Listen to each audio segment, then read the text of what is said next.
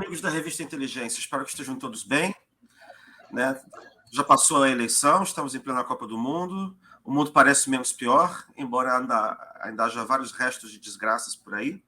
E nós estamos aqui para mais uma conversa inteligente, hoje com o nosso Antônio Domingues, né, que publicou no número 98 da Revista Inteligência. Eita, olha aqui.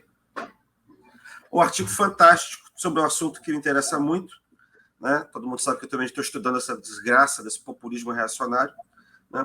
E ele publicou um artigo que chama-se Teorias da Conspiração. Ninguém é imune a elas e você ainda vai acreditar em uma, se é que você já não acredita. Antônio está fazendo, né? É mestre em Relações Internacionais pela Universidade de São Paulo.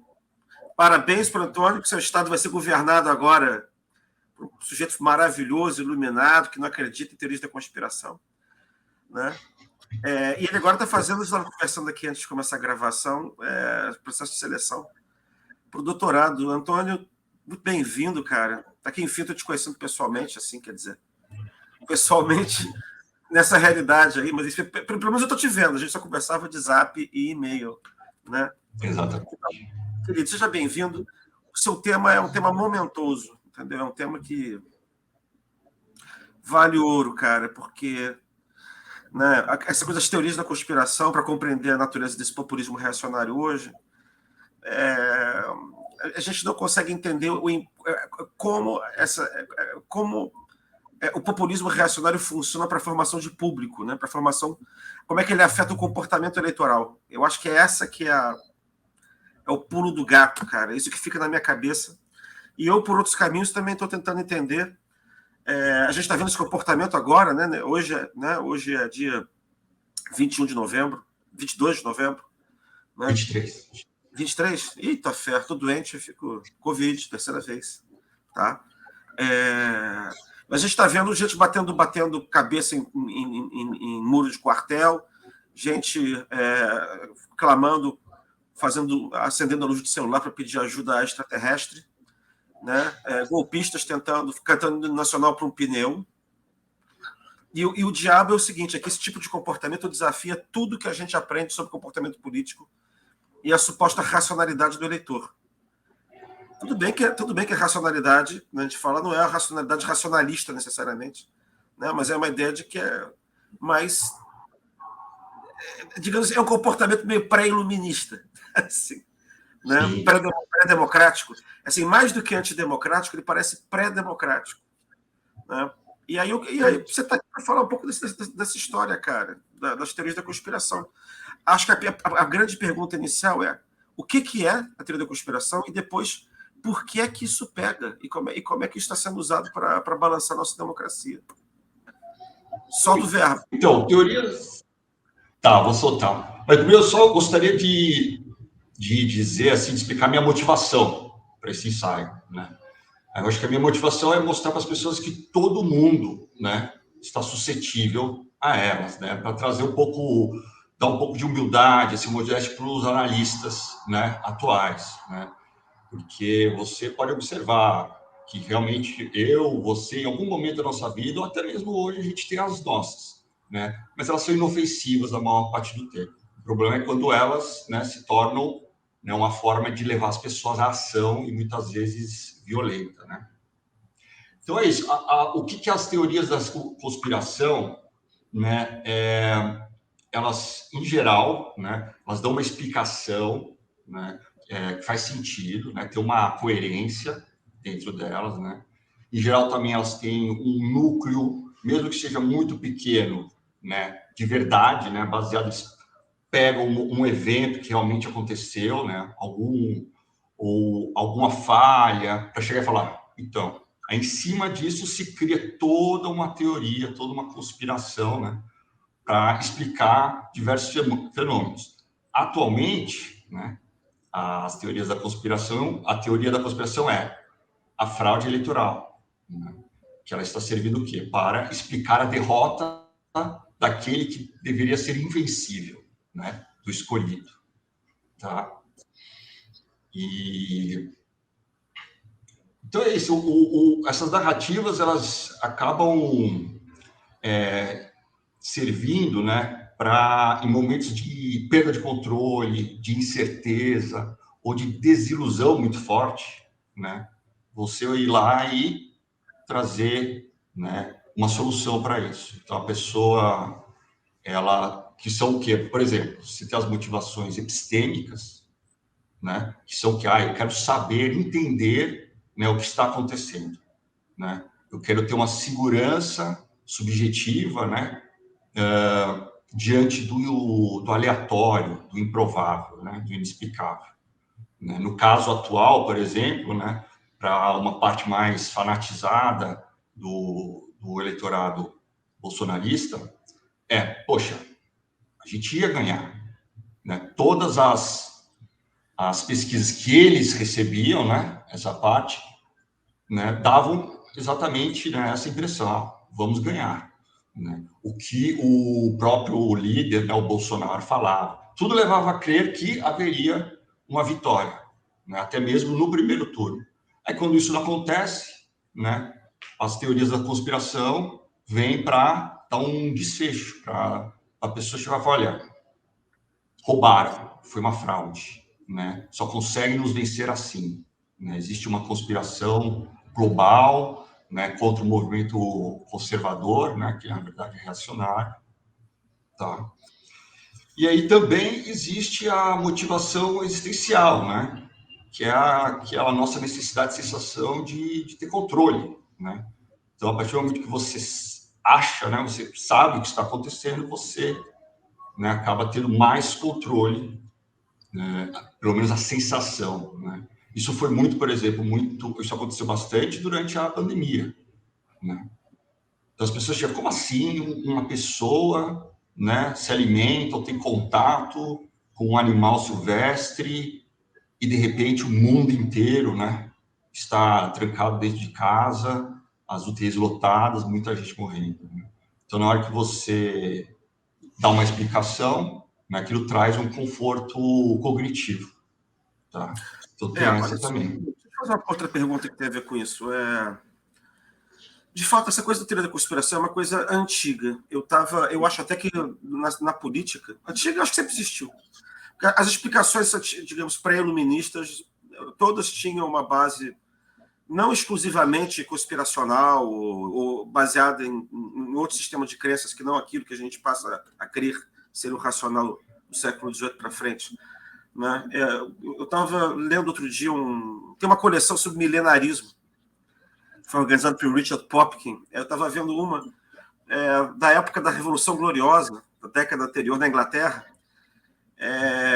que a gente sempre lê período assim, os Whigs defendiam isso, os Tories defendiam aquilo, era o absolutismo versus não sei o quê. Aí quando eu entro na discussão, no debate, a gente estuda o debate todo recortado, eles tiram toda a parte, digamos, irracionalista do debate. No meio do debate está assim, olha, os mouros ameaçam chegar a Viena, ao mesmo tempo o Papa está condenando o protestantismo, na Inglaterra está acontecendo uma crise porque os protestantes Whigs não querem aceitar a sucessão do rei, de um rei, né, do irmão dele que era católico, ao mesmo tempo passaram já 3 cometas nos últimos 3 anos no céu, e haverá, daqui a 2 anos, uma conjunção de Saturno com Júpiter, sei lá, e mais não sei quem. Aí, a partir desses fatos todos, você começa a explicar o que está acontecendo, entendeu? Mas, ao mesmo tempo que você dá uma explicação, ou parece uma maneira de você criar expectativas ou desestimular expectativas, né, de explicar, às vezes de explicar o que está acontecendo, mas também de explicar o que vai acontecer, que na verdade é o que você quer que aconteça, né? Então, agora, de um tempo para cá, a gente sempre estuda o comportamento político sem essas explicações. O que aconteceu nos últimos tempos em que parece que as teorias da conspiração se tornaram centrais no comportamento político recente? Então, acho que hoje em dia uma variável, né, que não havia antes é a internet, né? Sejam as redes sociais, sejam os chats, né? Essas pessoas sempre vão... antigamente era muito mais difícil, né? A pessoa acreditava em algo, mas era muito difícil ela encontrar outras pessoas que pensavam como ela, né? Então, isso, às vezes, a levava a não seguir, né? A não ser tão crente, a não levar aquilo tão a sério, né? Acho que, atualmente, por causa das redes sociais, né? Mesmo da internet em geral, é muito fácil essas pessoas se encontrarem, né? E ela fala, não sou só eu que penso assim, existem muitas pessoas que pensam assim, mesmo que, né, no contexto global é pouca gente, mas ela não se sente mais isolada, né? E aquilo reafirma a crença que ela tem, né? E outra coisa também que eu tô querendo, eu acho que a ciência política precisava trazer também, é mais psicologia, é mais um pouco de interdisciplinaridade, entendeu? Para entender melhor, né? Esses fenômenos. Me parece que o pessoal da ultradireita, né, estão muito bem assim embasados, né, em termos de psicologia, de estudos, né, psicologia clínica, etc. Né? Então, acho que hoje o grande diferencial atual, o Christian, é esse. É a possibilidade, né, através de uma ferramenta, uma pessoa se conectar a outras que pensam como ela. E aí isso reafirma, né, a crença dela, deixa a crença dela mais forte, naquela teoria da conspiração. E também, né, tem o senso de comunidade, né? Bom, e aí a internet também permitiria que você driblasse o filtro exercido pela imprensa tradicional, profissional. E aí você, né? Sim. Porque para a teoria da conspiração funcionar, você tem que blindar esse tipo, as informações que são vinculadas pela imprensa, pela universidade, pela ciência, de um modo geral. Né? Porque senão você aceita. Se você não tem uma outra explicação qualquer, você pode ficar inconformado do ponto de vista do que está acontecendo, e você aceita a explicação geral que é veiculada. Para isso, você tem que incutir suspeita, né? Suspeita de que tem alguém puxando as cordas por trás, não é isso? Isso. Mas o interessante, o Christian, isso acho que às vezes a gente esquece, é que mesmo que a imprensa, né, trate do assunto para desmistificar, desmentir, não tem impacto, né? Porque a pessoa fala, não, a imprensa está junto É com a isso. E tem conspiração. alguém que está puxando a corda por trás. Mas vou fazer uma pergunta para você. Eu estou estudando essa coisa do racionalismo, numa outra chave que é a sua, embora eu acho que também essa chave sua é fundamental, a coisa da psicologia e tal. Mas é assim, eu estou pegando os textos de autores reacionários, padres, bispos, ultramontanos, século XIX, século XX, entendeu? Que dizem que o processo de secularização parece que tem uma forma de pensamento reacionária que é binária, a luta do bem contra o mal. Né? É uma ordem justa, que é aquela que remonta ao Deus, ao Senhor Jesus Cristo. Então, a ordem social tem que ser de um certo jeito. E tudo que não corresponde a esse jeito é produto da vontade do demônio, do diabo, através de seus representantes. Né? Nós estamos cercados, existe uma coisa de perigo iminente. Nós estamos cercados, por um lado, pelo Islã, que são os infiéis, mas no norte estão os hereges, que são os protestantes. Então a gente está cercado.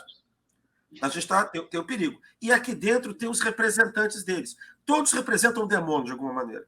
Né? Só que aqui dentro eles vêm de forma insidiosa, eles vêm disfarçados, eles vêm através eles vêm escondidos. Né? Então, você tem uma teoria da conspiração. Então, por exemplo, quem está difundindo, por exemplo, no Brasil, final do século XIX, o liberalismo no Brasil, são as lojas maçônicas. As lojas maçônicas, isso é a explicação do padre, tá?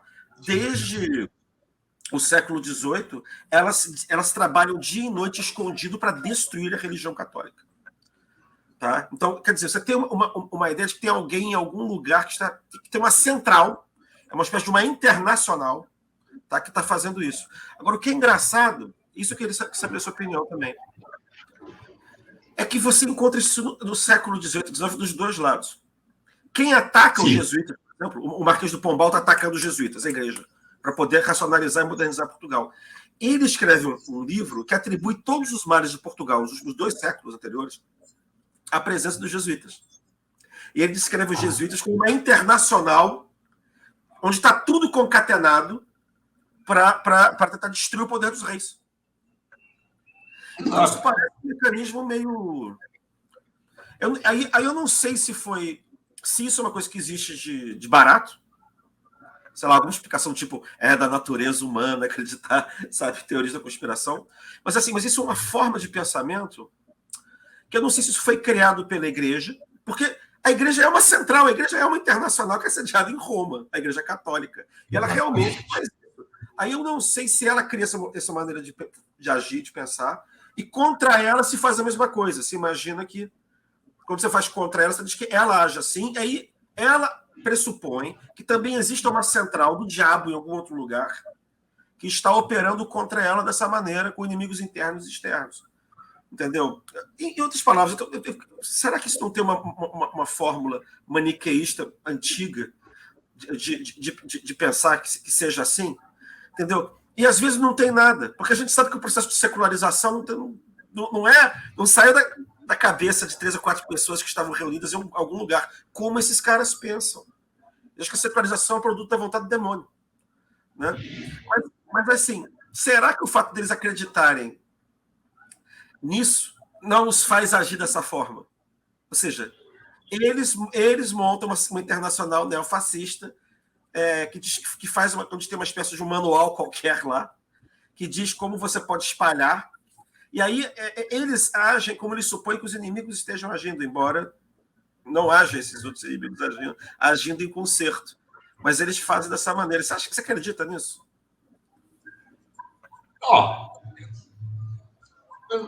Aquela, né, antecedência teológica, que veio primeiro, né?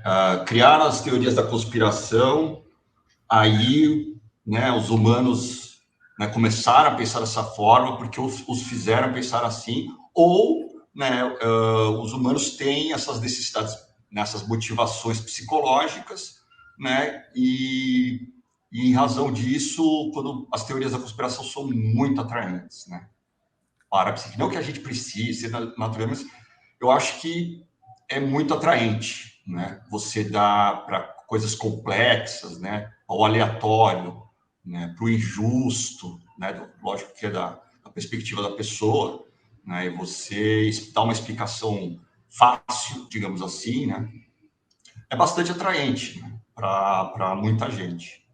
Tá? E eu acho que até para nós mesmo, para todo mundo.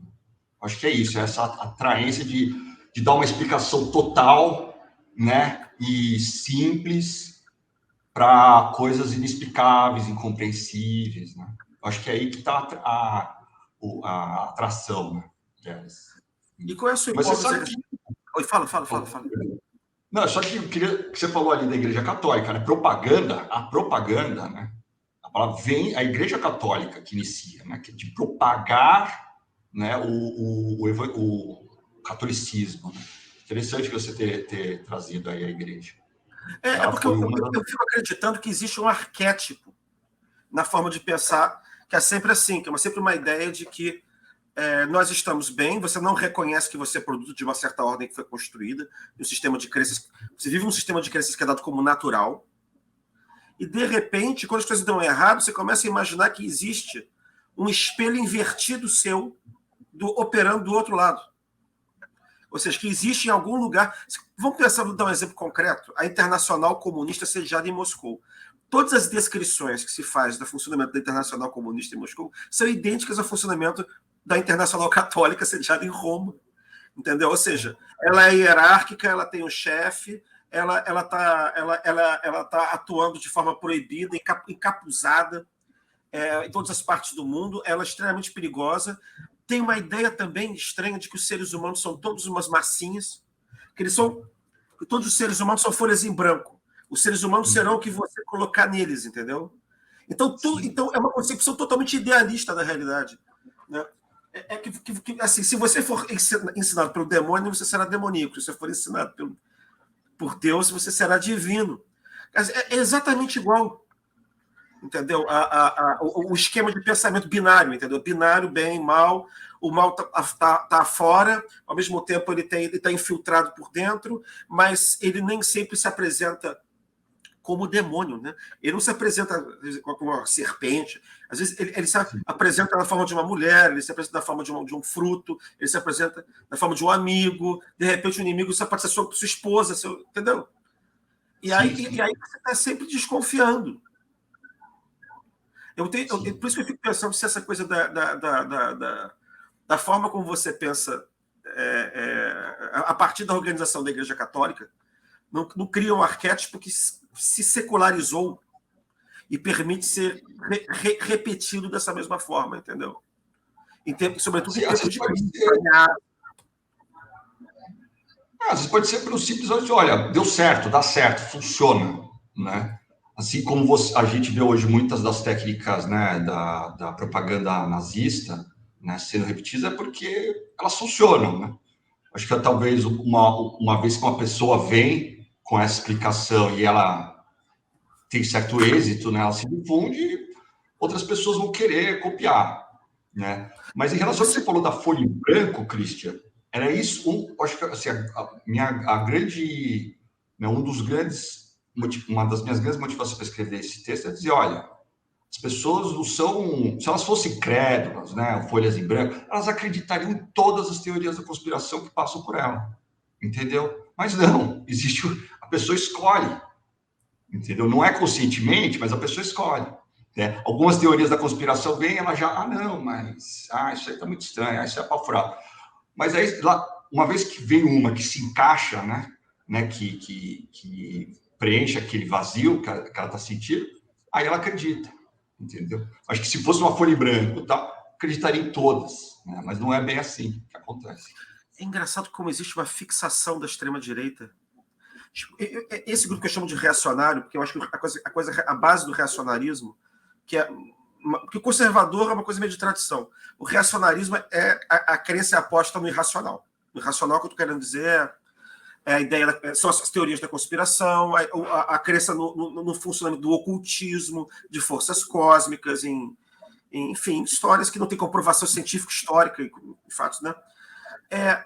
Eu estou lembrando que você gasta um bom tempo, aliás, um bom tempo do seu artigo falando desse sujeito aqui. Opa, ele mesmo, Olavo de Carvalho. E uma das coisas que me impressionou no livro é a fixação que esses caras têm com a ideia da lavagem cerebral. Porque eles, é isso que eu estou falando, assim, ele, igual, sei lá, o Dom Vital, eu li, o Dom Vital foi aquele bispo da questão religiosa que foi preso porque começou a prender padre maçom. Quer dizer, então ele escreveu um livro que era uma catilinária antimaçônica.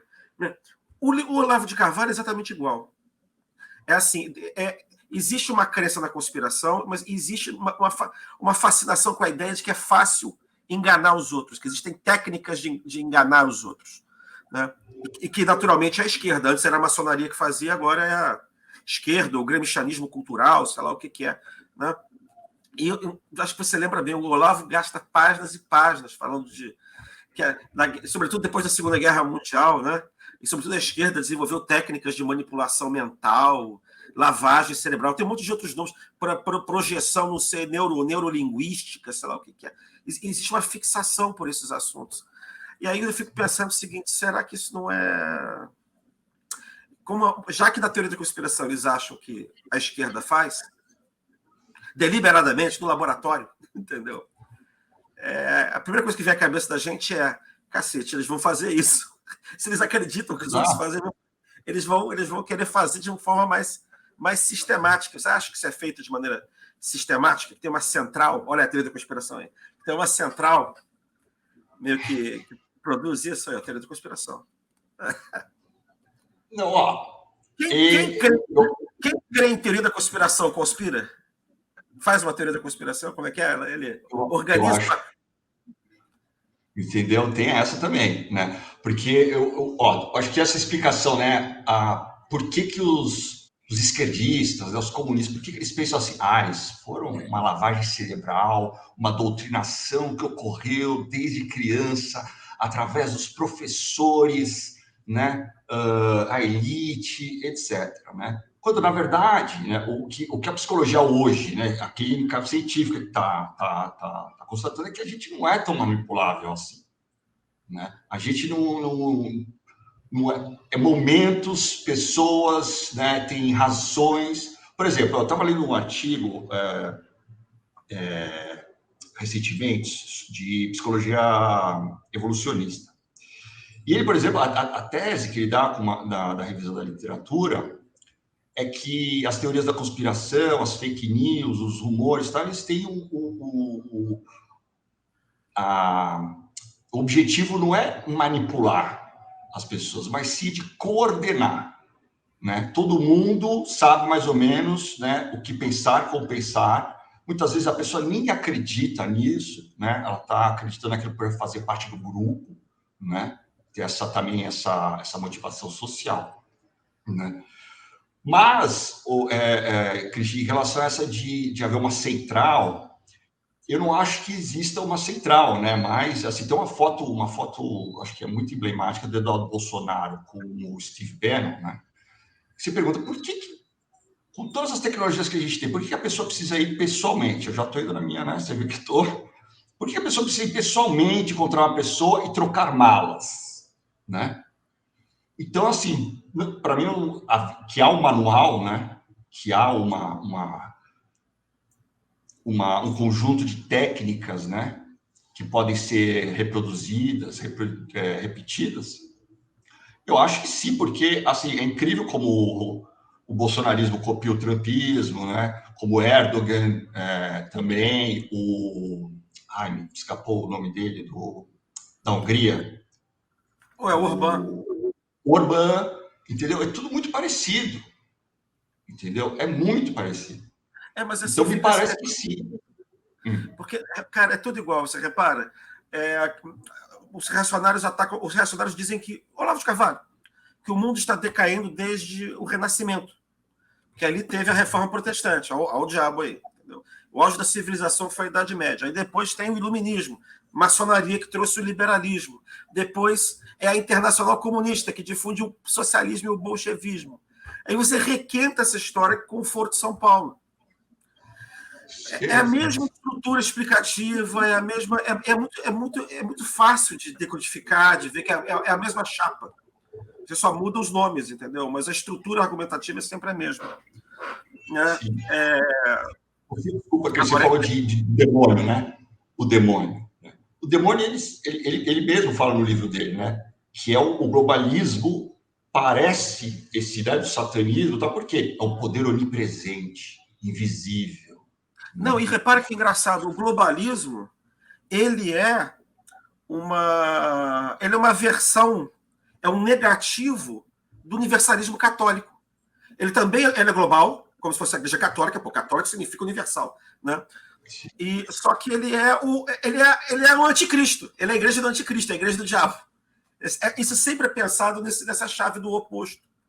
Sim. Entendeu? Você falou do globalismo, é interessante, porque como eu te falei, né, as teorias da conspiração, primeiro, né, conspirações existem. Eu estou fazendo assim toda hora, porque como eu estou escrevendo, eu estou conversando com você, estou tomando nota aqui do que a gente está falando. Não, sem problema. Sem problema. Assim, ó, acho que eu esqueci até de tocar nesse assunto até agora, que conspirações existem.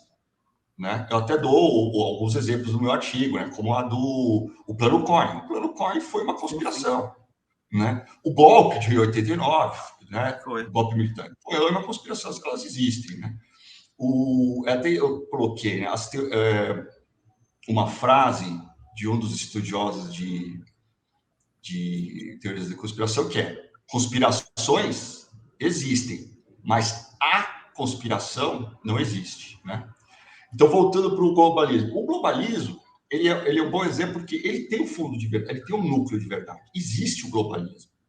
Né? O globalismo existe como estudo, né, nas cátedras, né, de direito internacional, né, e o que ele preconiza? Ele diz, olha, existem problemas que só são resolvidos, né, globalmente, que é mais ou menos assim, o aquecimento global. O aquecimento global não pode ser resolvido, né, localmente. Por quê? Se um país decide que, né, o aquecimento global não é um problema, ou ele diz, eu ainda não me industrializei. Ele polui, enquanto o outro começa a tomar medidas, né, para não poluir, para diminuir, para combater, há uma, né, a competição ali deixa de ser, ela se torna injusta, né? E não adianta, porque as consequências dos atos de um país, nesse caso, né, por exemplo, do aquecimento global, tem consequências mundiais, né? Então, existem realmente problemas em que é preciso que você ceda, né, um pouco da soberania, né, para um órgão externo para ele cuidar disso. Mas aí eles já levam para o outro patamar, né, que é uma conspiração para acabar com as fronteiras nacionais, para impor, né, a agenda progressista, né, LGBT, etc., né, secular, né, anticristo, etc.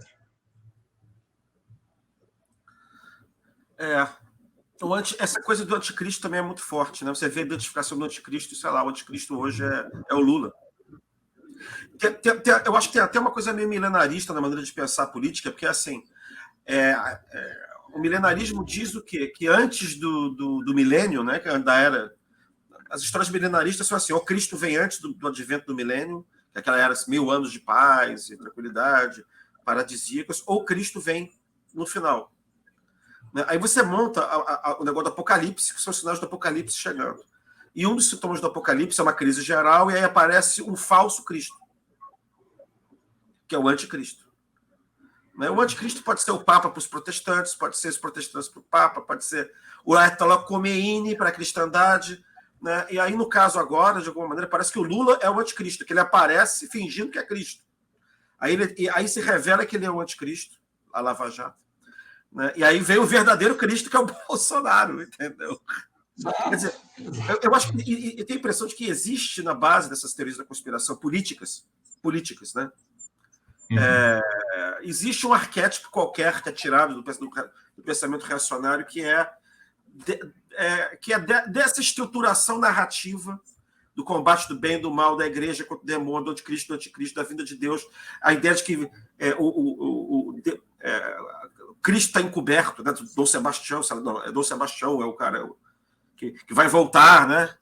Ele vai voltar, ele está quieto, está silencioso, Bolsonaro, né? Está quieto, mas no dia 1º de janeiro os armados vão se levantar, não sei quem vai se levantar, que é uma coisa milenarista.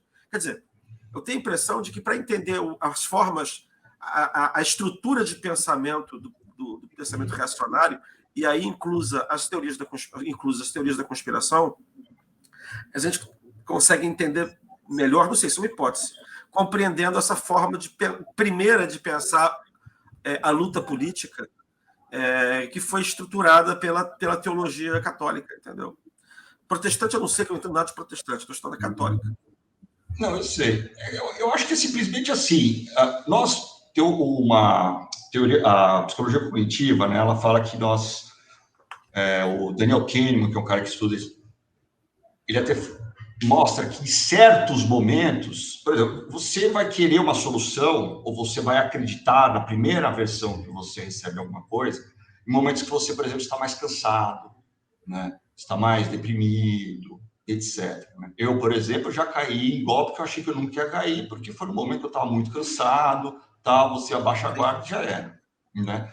Mas o que eu estou achando é que as explicações binárias, né, elas requerem muito pouco esforço cognitivo, entendeu? Então, a Igreja Católica ter isso talvez seja o sucesso do cristianismo, né? De dar essa solução de, olha, são esses contra aqueles, não existe um espectro, né? Outra coisa também, né, para a ultradireita reacionária, né, o gênero, é homem e mulher. E isso sim é a verdadeira ideologia de gênero, né? Não, quando na verdade o gênero humano é um espectro, né? A esquerda é comunista, todos. Sim, porque né? existe Na uma ordem direita natural. são todos. Existe uma ordem natural. Aproveitando agora, a esquerda usa muito também teoria de conspiração, né? Sim. A CIA, só deixar isso claro. É algo humano, né? Não é algo da direita, né? Ou do espectro. Não. Eu acho que a extrema. Não. A questão é assim: eu acho que essas coisas existem no mundo, em geral, mas do ponto de vista político, elas são mais mobilizadas pelos extremos. Os Ah, não, sim. reacionários acham que existe uma ordem natural que está lá atrás e tem uma concepção da história como decadência em função da saída da religião verdadeira, causada por obra do demônio. E senão você não. Assim, olha só, o homem foi feito por Deus. Como é que você explica que o homem esteja tão longe da natureza dele, com o liberalismo, com o socialismo, com todas as ideologias de gênero? É obra do demônio que o doutrinou de forma contrária. Isso está no Olavo de Carvalho também. Mas também tem a ideia de que isso é uma casca. Se você tirar essa casca do homem, ele volta a ser heteronormativo, patriarcal, e vai à igreja. Porque isso está na natureza dele. Aquilo é uma espécie de uma lobotomia temporária, que não muda a natureza do homem. Ele só fica narcotizado, ele só fica abobalhado, enganado, assim, mas ele dá para jogar um balde d'água nele. Ele, voltei ao normal, entendeu? Porque é da natureza. E eu acho que a extrema-esquerda pensa ao contrário, como ela tem uma ideia de justiça fechada na cabeça, que implica uma ruptura com a ordem presente, né? E tudo aquilo que a impede de fazer o bem é atribuído a uma conspiração. Mas eu acho que isso é mais para a direita, porque essa coisa da esquerda tem mais elementos feministas, racionalistas, entendeu? Pelo menos aparentemente racionalistas. Eu acho que isso é mais descarado assim, na extrema-direita. Né? E o miolo tem menos teoria da conspiração, né? Me parece. São aquelas inofensivas, né? Porque eu acho que dos extremos ela serve para levar a ação, né? Para regimentar e levar a ação. Você tem uma coisa. Os dois são utópicos, né? Só que uma é uma utopia progressista ou projetiva, e o outro é uma utopia reacionária, né? De voltar para o tempo que se perdeu. Perfeito, muito bem, exatamente. A utopia para uns está lá atrás, né? Já existiu, houve um momento, né? Alguns, inclusive, poxa, uma influência da Jovem Pan, num podcast, ela até falava da Idade Média, né?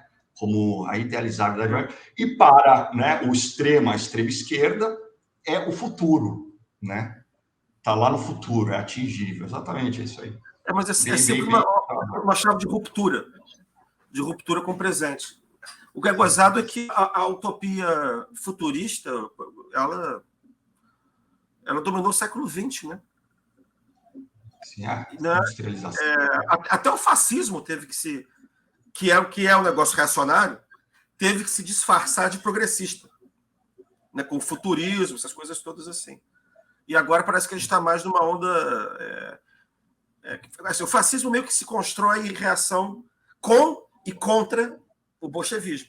Com e contra. Quer dizer, é uma espécie de contra-bolchevismo, né? Agora, até agora, eu estou vendo a extrema-direita. A iniciativa é da extrema-direita, não foi da esquerda. E ainda não apareceu um contra-neofascismo, se eu puder dizer assim, entendeu? É verdade. Mas talvez, né? Eu acho que Facínio, você sabe melhor do que eu, né? Como historiador, ele aparece como o antídoto contra, né, a ascensão socialista, né? Comunista, no entre guerras e tal. Mas talvez seja o liberalismo, seja o antifascismo. Não, eu sei, mas é que o liberalismo está em crise na época, né? Não, na época sim, mas eu digo hoje, por exemplo, né? E não tanto o liberalismo, talvez, entendi. Não, você tem razão, porque na época tinha um elemento de que o liberalismo faliu, o que vamos fazer agora?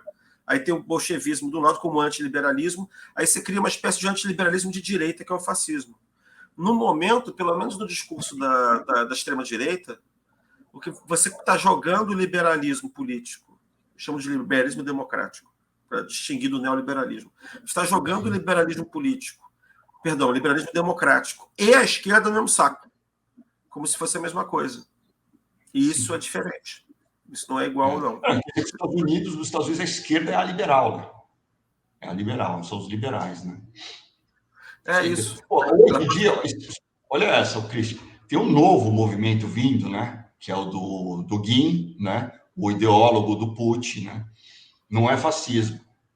Mas qual é o inimigo principal né, do Gui, da quarta onda no Brasil da nova resistência? É o liberalismo. O liberalismo democrático. É a democracia liberal. Para mim, isso é fascismo. Para mim, isso é fascismo. Entendeu? Nacionalismo sem qualquer liberalismo é fascismo. Quer dizer, sem ultranacionalismo sem liberalismo político é fascismo. É neofascismo. Então, você tocou no negócio, que era o quê? É o antiliberalismo que aparece, né? Tá de novo voltando. O liberalismo não vai conseguir derrotar o comunismo e o socialismo. Mas a forma mais radical de antiglobalismo é o neofascismo, é o fascismo, né? Porque o liberalismo é cosmopolita. No fundo, o globalismo é um nome para o cosmopolitismo. E qual é o oposto de cosmopolitismo? É nacionalismo.